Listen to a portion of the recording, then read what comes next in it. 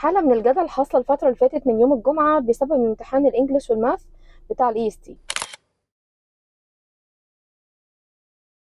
وبصراحة انا مش شايفة ان الكومنتس جديدة ابدا. يعني حتة ان الاسئلة او ان الريدنج مثلا محتاج شوية وقت، او ان في باسج او تو باسجز يعني تقال اكتر من الباسجز التانية، او ان مثلا اسئلة الداتا اناليسز محتاجة وقت. يعني انا مش شايفة ان الاسئلة دي او الكومنتس دي جديدة ابدا من نوعها. لان يا جماعه احنا طبعا عارفين ان الامتحان بيديبند اون سكيلز، هي مهارات بتكون عند الطالب. يعني المفروض ان انت في اي كورس او مع اي تيتشر، انت التيتشر بيديلك الطريقه اللي انت بتحل بيها اي سؤال، لكن دورك انت بتعمل ايه. يعني اللي عنده يا جماعه مشكله في الريدنج او حاسس ان هو لسه عنده مشكله في الريدنج مثلا، حاول ان انت تشتغل على نفسك الفتره اللي جايه دي. يعني مثلا تحاول ان انت تقرا كتير، تحاول دايما ان انت لو اي كلمه جديده قابلتك تعمل سيرش عنها. دايما تعملوا ليست بالوردز الجديده عشان يبقى عندكم حصيله كلمات كويسه. الناس مثلا اللي بتدرس ليتريتشر في المدرسه ما تخليش يعني ان الليتريتشر ده بالنسبه لك انا داخل امتحن فيه وخلاص، لا، حاول ان انت تقرا الستوري، حاول ان انت تقرا الارتكلز، وحاول ان انت دايما تعملها اناليسز، وحاول ان انت تفهمها بعيدا خالص خالص عن المدرسه طالبه منك ايه. ان الطلبه مثلا اللي هي هوم سكول، حاول ان انتوا دايما يا جماعه تعملوا سيرش عن انجلش باسجز، تقروها وتفهموا الفوكاب بتاعها وتحاولوا تعملوا جيسنج للوردز.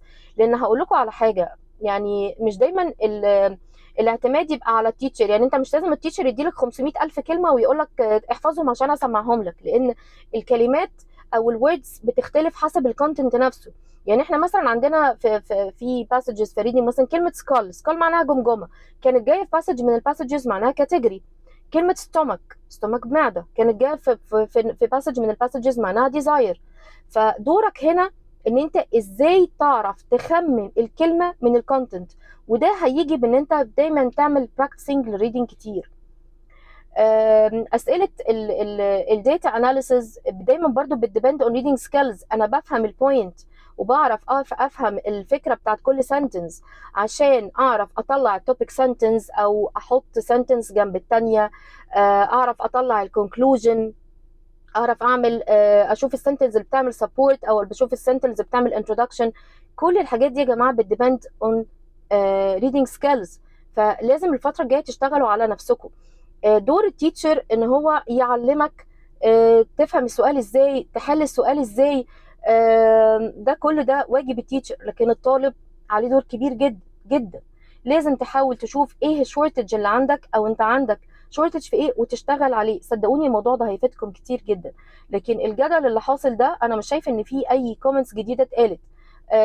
طبيعي جدا ان الامتحان يجي جزء مباشر وجزء في تريكي بوينتس او في حاجات الى حد ما شويه ممكن تكون هتاخد وقت شويه من الطالب. احنا بنعمل كده في الكورسز، بندرب الطالب على الوقت بنخليه يحل موك اكزامز وريل اكزامز عشان يتعود على الاسئله بكل اشكالها. لكن في الاخر الطالب برضو عليه عامل كبير جدا ان هو يشوف ايه المشكله اللي عنده ويبدا يشتغل عليها. انت لسه قدامكم فرصه. الناس اللي دخلت المحاوله وحست ان هي الدنيا مش ظابطه معاها قوي، ان شاء الله تقدر تشوف ايه الشورتج اللي عندها وتشتغل عليه.